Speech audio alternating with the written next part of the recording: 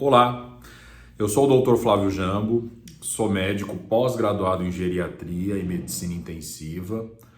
Eu quero compartilhar com vocês algumas dicas, alguns pontos aí da real importância do papel do cuidador de idoso, tanto no âmbito familiar quanto no âmbito formal.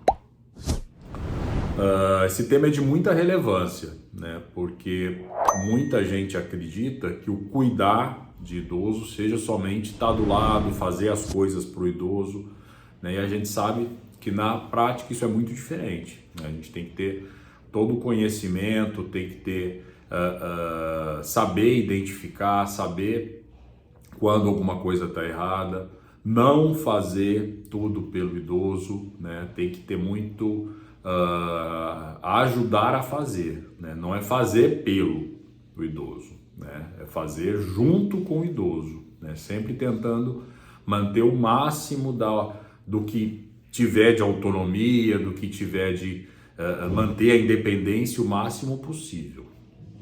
O que é cuidar? Vamos falar um pouquinho dessa palavra, dessa palavra cuidar. Cuidar é o quê? É ter uma preocupação, ter uma atenção, ter uma estima, ter um carinho para com o semelhante, para com a pessoa que vai ser cuidada. Isso tanto no âmbito da questão do idoso, quanto a função de pai, a função de mãe, cuidando de uma criança.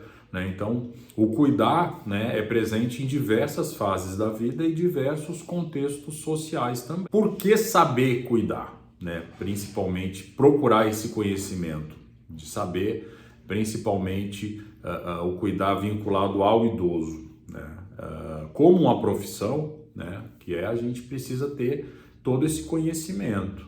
Toda profissão requer um investimento de tempo na questão teórica, em conhecimento, na questão prática, muitas vezes envolvendo questões técnicas até, como por exemplo a melhor maneira de dar um banho, de fazer uma higiene bucal, a questão de estar observando as questões de lesões de pele, as lesões da parte respiratória, principalmente as lesões cognitivas, ou seja, quando o idoso começa a ter algumas alterações de comportamento. O cuidador, seja formal ou familiar, é a pessoa que mais vai estar presente, que mais vai notar essa queixa e levar até ou a família ou o profissional de saúde. Então é importantíssimo ter esse cuidado, esse discernimento. Quais as principais atribuições aí relacionadas ao papel do cuidador, relacionadas ao cuidador do idoso,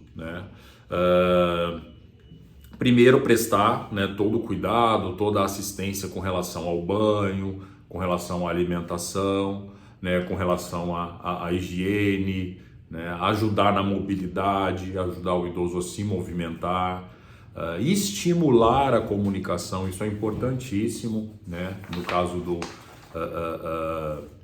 o cuidador não é aquela pessoa que só vai ficar passivamente ali ao lado do idoso, para quando ele precisar de algum auxílio, a função do cuidador vai muito além, a função do cuidador vai na questão de estar estimulando a parte de convivência, parte de atividades sociais, culturais, tanto estimulando a realizar como até mesmo a acompanhar nessas atividades. A função do cuidador é acompanhar o idoso nas consultas médicas, acompanhar nas consultas de fisioterapia, quando for o caso, acompanhar nos exames, estimular bastante a autoconfiança do idoso, conversando a respeito de temas atuais, de atualidades, de notícias, ou seja, está sempre trazendo o idoso, sempre inserindo o idoso no ambiente, no contexto social na qual ele vive. Não isolando ele, deixando ele à parte do que está acontecendo no mundo. Então, uma das funções importantíssimas, além da parte técnica, vamos dizer assim, de a parte física, é a parte emocional, a parte social. Isso é importantíssimo e é um diferencial muito grande, tanto para a questão de evitar a perda de funcionalidade do idoso, né, quanto à questão até psicológica mesmo, né, fazendo com que o idoso se sinta muito mais valorizado, o idoso se sinta mais pertencente, vamos dizer assim, essa é a palavra. Sempre preservando a autonomia e a independência. Essas são palavras-chave que eu vou falar bastante aí nessa apresentação, né? O que é autonomia e o que é a independência, que nós devemos sempre que possível estar mantendo no idoso, né? A autonomia é a capacidade que o idoso tem, que devemos estar estimulando a tomar decisões referentes à vida dele, questões da vida, como eu quero ir em tal lugar, eu quero fazer isso, eu quero comer isso, entendeu? Essa é a autonomia que tem que ser respeitada, né, quando o paciente, o idoso, tem essa capacidade, né, cognitiva mantida. Já a independência é questão a maneira de fazer, vamos dizer assim. É o paciente que consegue se alimentar, o paciente que consegue trocar de roupa, ele não precisa de nenhum auxílio físico, né, para realizar as funções. Então essa é a independência, ele é independente para executar aí as atividades de vida diária, enquanto que a autonomia é o paciente que tem a capacidade de decidir, né, sobre as atividades principalmente instrumentais aí da vida diária. Qual é a principal diferença entre a atividade básica de vida diária e instrumental? A atividade básica de vida diária é a questão de ir ao banheiro sozinho, de tomar banho sozinho, de andar, de caminhar sozinho, a questão de se alimentar, de caminhar, de trocar de roupa, né? Isso são consideradas atividades básicas de vida diária. As atividades instrumentais, né, é a participação do idoso no contexto social, né? É o idoso que tem alguma atividade, por exemplo, na igreja, em algum pastoral, em alguma atividade voluntária, às vezes em algum hospital, atividades voluntárias em creches, até mesmo em próprias casas aí de repouso, né? É o idoso que tem o controle das contas, que faz compra, que cozinha. Isso são atividades instrumentais, né, da vida diária. Essa é a principal aí diferença. Como é que a gente pode classificar principalmente os graus de dependência, né? A gente pode basicamente classificar num paciente que é dependente, que é semi-dependente e independente, né? Vamos começar aí pelo independente. O paciente independente é o idoso que executa aí as atividades de vida diária, como eu expliquei, e as atividades instrumentais sem nenhum auxílio, né? Ou com pouco auxílio de algum instrumento de autoajuda, alguma bengala, algum andador, mas ele se alimenta sozinho, ele cozinha, faz a própria refeição, ele toma banho sozinho, escolhe as próprias roupas, vai no supermercado, faz as compras, faz o planejamento aí do mês, né, paga os boletos, as contas, né, faz aí algumas vezes algum joguinho aí que é muito, muito comum, joguinho na Mega Sena, nas loterias aí, que geralmente o idoso se sente pertencente, é muito importante estar estimulando, né, ele tem esse desejo, né, essa expectativa que se cria é muito importante, né? Muitas vezes a gente, às vezes até condena o idoso, pai, você já gastou aí o que você podia ter ganhado num prêmio, você gastou a vida inteira jogando na Mega Sena, né? Isso, a gente tem que encarar isso como se fosse uma terapia até, né? Essa esperança, essa expectativa, né, é muito boa para o idoso, preenche bastante aí algumas lacunas aí da questão aí de ter uma expectativa, né? O idoso, a pessoa, na verdade, sem expectativa é terrível, né? Essa é uma expectativa que gera.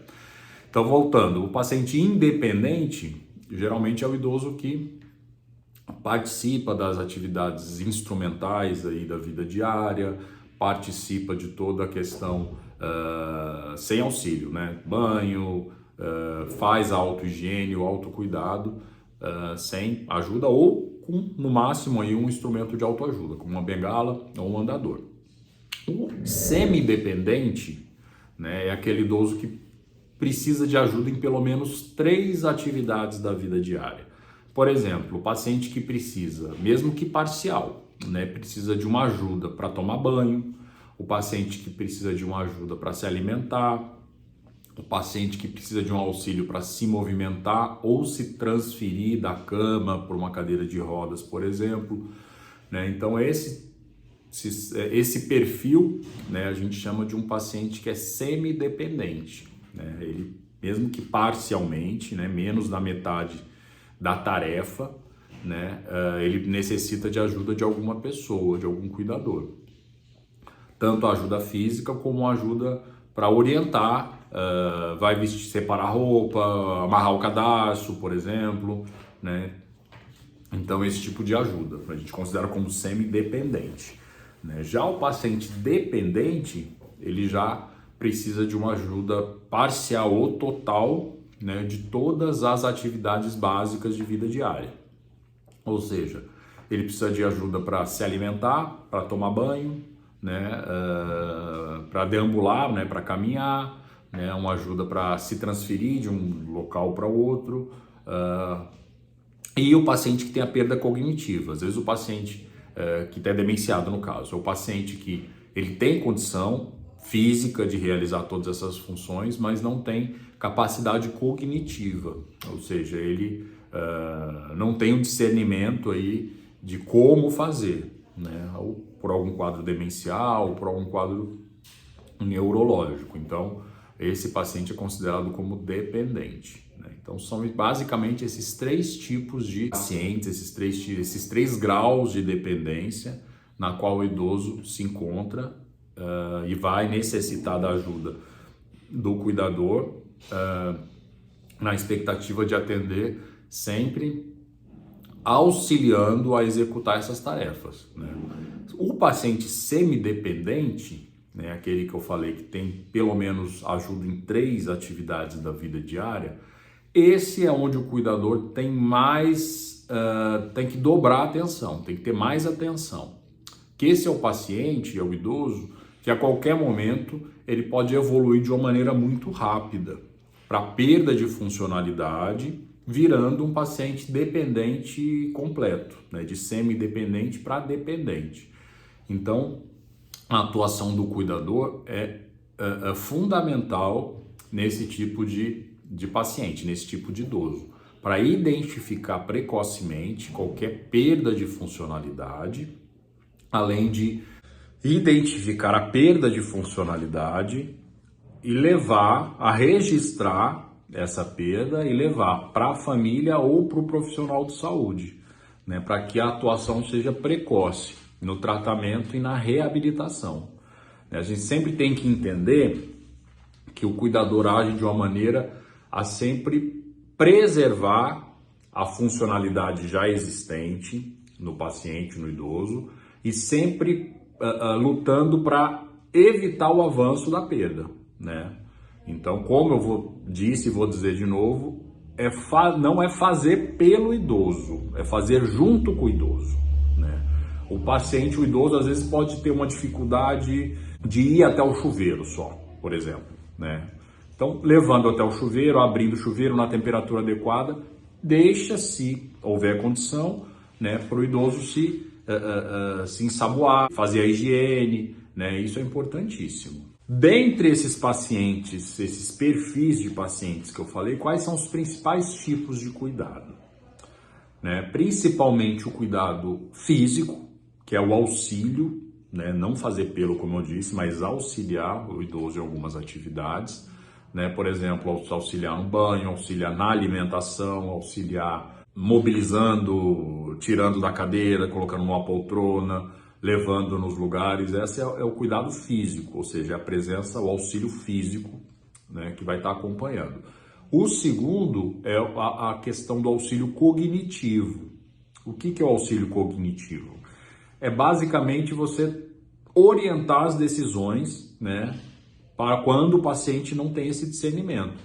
Ou seja, saber a hora da alimentação, a hora do almoço, avisar o idoso que está na hora de se alimentar, avisar que está na hora de uma consulta médica, avisar que está na hora de dormir, né? Oferecer a questão cognitiva, a questão de planejamento para o idoso, né? E o cuidado, que eu acho que é fundamental até, é o cuidado emocional e social. É o cuidado na qual você tem que inserir o idoso, né, na sociedade, no ambiente na qual ele está, né, ler para ele, ler notícias. Quando perceber, notar que ele está um pouco mais triste, dar uma palavra amiga, um abraço, uma palavra de conforto, né? Então esse é o cuidado emocional, o cuidado social, né, que é importantíssimo, né, até para manter a funcionalidade do idoso, né, evitar quadros depressivos, evitar quadros até neuropsiquiátricos, né? Qual a intensidade desses cuidados, né?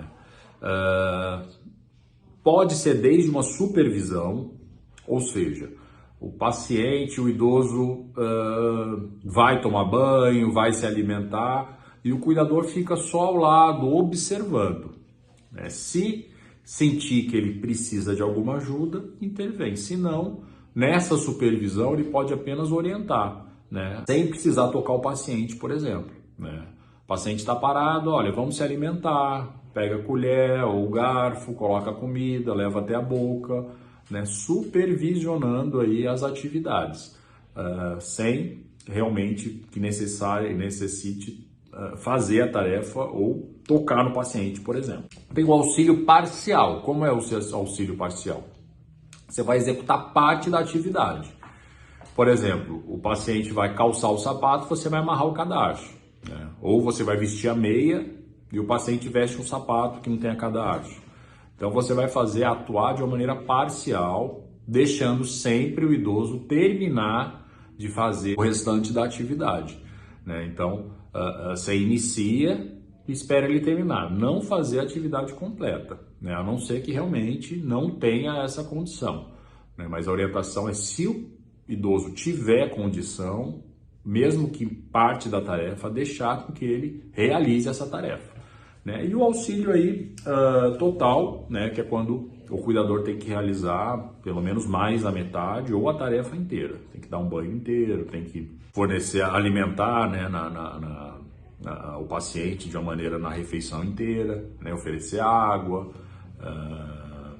tem que levantar o paciente no colo, nos braços, para colocar numa cadeira, por exemplo. Então esse é o grau de intensidade dos cuidados. Por que eu bato nessa tecla do cuidador ter uma atuação mais ativa, né, nessa percepção no cuidado do idoso? Para que a importância dele estar identificando, né, qualquer alteração precocemente? Qual a importância dele estar deixando o idoso realizar, quando possível, as funções, né? Porque quanto mais o idoso estiver mantendo essa condição, né, a perda de funcionalidade é muito menor, né? Ele vai demorar muito menos tempo para evoluir, por exemplo, num quadro demencial quando ele está ativo, né? Às vezes a gente, até mesmo uma autoculpa aí com os nossos parentes, até é muito comum a gente querer fazer tudo. Tá com sede, vai na cozinha, pega uma água.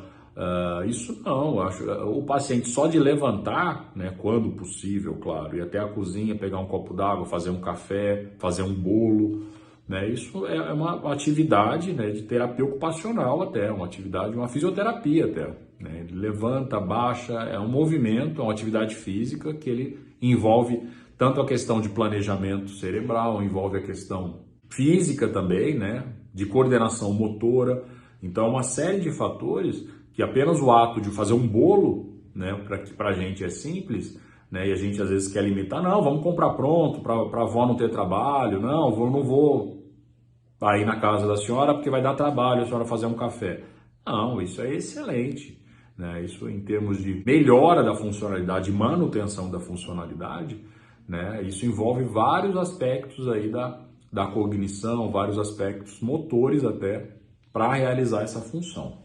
Onde eu vejo que as pessoas mais erram cuidando do idoso? Justamente isso, é querendo fazer, né, achando que se fizer tudo, até por uma questão de gratidão, uma questão de história de vida, né, achar que tem que fazer tudo, que deve fazer tudo, né, até como questão de uma dívida emocional, vamos dizer assim, com o pai, com a mãe, com a avó, né, e muitas vezes isso é ruim, né, isso muitas vezes impacta negativamente na funcionalidade do paciente. Então, tem que deixar fazer, né? Tem que, dentro do possível, né? Um dos maiores erros também é você tirar a autonomia do paciente, do idoso, né? Ainda que ele tenha autonomia, tirar essa autonomia, isso é terrível, né? Tanto do ponto de vista emocional, né? Isso vai variar de acordo com a personalidade de cada idoso, né? Esse grau de retirada de autonomia, né? Só pelo fato de impor algumas rotinas, né? Principalmente quando o idoso sai da casa dele, do ambiente dele e vai para a casa de um filho, isso já gera um transtorno absurdo da personalidade, né, do idoso. Eu tive um paciente que a filha reclamava muito: papai não toma remédio, ele é muito teimoso, todo o remédio que o senhor, todos os medicamentos, ele não quer ir em fisioterapia, ele não quer, a gente prepara o almoço, ele não quer se alimentar, ele só quer comer bolacha, só quer tomar café, não come o almoço. Eu acho que muitos de vocês já deve ter vivenciado alguma história, ou já deve ter vivenciado isso mesmo, já deve ter ouvido alguma história ou vivenciado. No final da consulta eu conversei só com a filha, né, que era cuidadora até, e procurei entender melhor esse contexto. Quando que ele começou a ficar assim, né? Ele não tinha nenhuma perda cognitiva, não tinha nenhum quadro demencial que justificasse. E eu percebi que ele estava reagindo dessa maneira. Por quê? Porque era uma maneira dele manter a autonomia, ou seja, era uma maneira dele comunicar para a família, comunicar para a sociedade, para o ambiente dele, que quem mandava era ele, né? Ele ia tomar não porque o médico mandou, não porque a filha está dando remédio, ele que ia decidir se ia tomar ou não. A alimentação, ele que queria, né, decidir o que ele ia comer, né? Não ia ser imposto. Então, quanto mais bater de frente, quanto mais tentar tirar autonomia, o paciente, muitas vezes, ele vai ter um efeito, vai ter uma reação dessa maneira, né? Indo contra o tratamento, indo contra a rotina pré-estabelecida sem conversa prévia. Então, eu orientei a filha a perguntar, a fazer com que ele participasse, por exemplo, do planejamento das refeições, o que ele queria comer, levar ele no mercado, explicar o porquê que ele ia tomar a medicação, né? Quando ele quisesse sair, saísse com ele, ou seja, permitisse com que ele oferecesse mais autonomia, né? Isso, né, melhorou em algumas semanas, ou meses aí, eu não lembro ao certo, sei que nos retornos ele começou a aceitar mais as medicações, a aceitar a alimentação, pelo simples fato de não bater de frente, né? Porque se colocando na cabeça de uma pessoa idosa, né, como assim minha filha está mandando em mim? Como assim minha neta está mandando em mim? Não, quem manda sou eu, né? Então tem que ter muito cuidado com relação a essa abordagem, né? Para sempre respeitar a autonomia. Então, basicamente, o que eu vejo são esses erros. Outro erro também muito importante, que é muito comum também, é sempre atribuir perda de funcionalidade à idade. Não, é assim mesmo, ele está esquecendo, é assim mesmo, é a idade. Não é a idade, né? É doença, a gente tem que tratar, tem que abordar, né? Claro que a evolução de algumas doenças com a idade, a tendência é ter essa perda, mas tem que ser identificada como doença. Não é comum o idoso emagrecer, não é normal, na verdade, é comum, mas não é normal. A gente tem que diferenciar muito bem isso. Do que é normal, o que a gente espera que aconteça no envelhecimento, e o que é comum, o que acontece com muita frequência, mas é doença, né? Então, o cuidador erra muito ao não identificar, o que é um problema, o que é uma doença.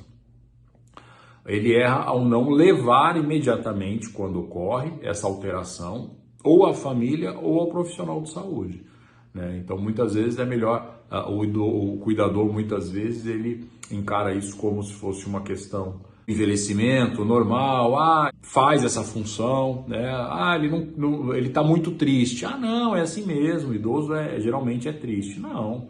Tristeza pode ser uma depressão. Depressão pode ser tratada.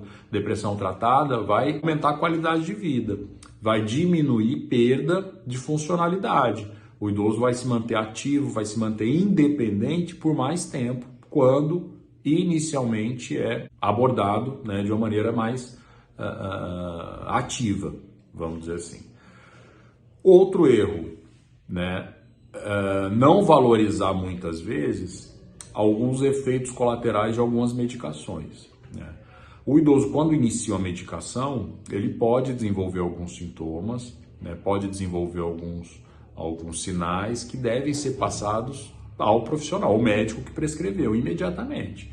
E diante da avaliação médica, o médico deve decidir se vai, junto com a família e o paciente, decidir se vai esperar manter para ver se vai passar esse efeito ou não, né? Então, como geralmente o paciente idoso faz uso de muitas medicações, né, que a gente chama de polifarmácia, até por ter muitas doenças, essa multimorbidade, então é muito comum ele ter interações com medicamentos. A gente tem que diminuir o máximo e sempre pesar o risco-benefício de cada medicação.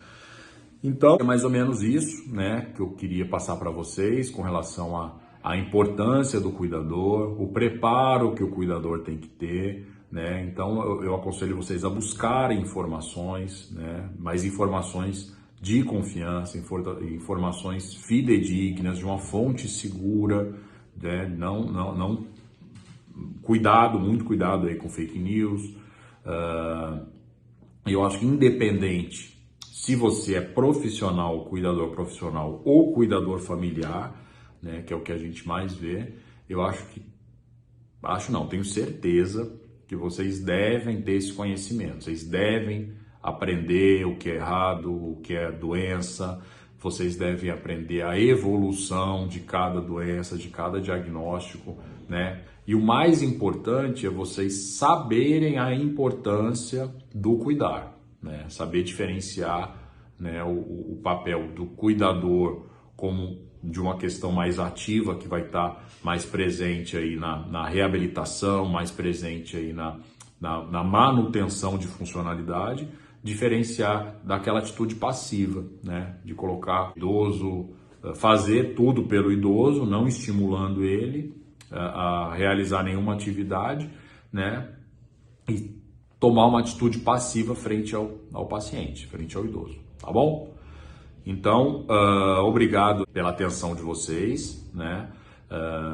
Esses vídeos são semanais, né? Eu vou trazer um tema novo para vocês aí a cada semana.